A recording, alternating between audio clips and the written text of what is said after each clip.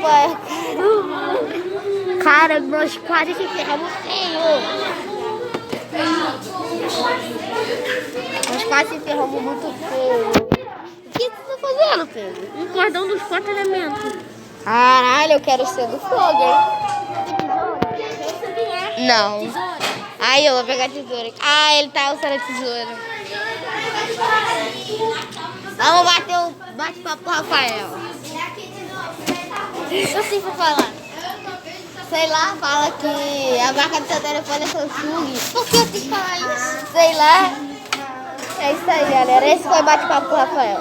Eu também tenho canal. Vamos gravar as garotas. Garota, olha pra trás. Olha pra trás. Olha pra trás. Elas têm vergonha, elas. Tá bom, vou parar, vou apagar. Eu não vou apagar, não. Eu quero gravar um vídeo pro meu canal.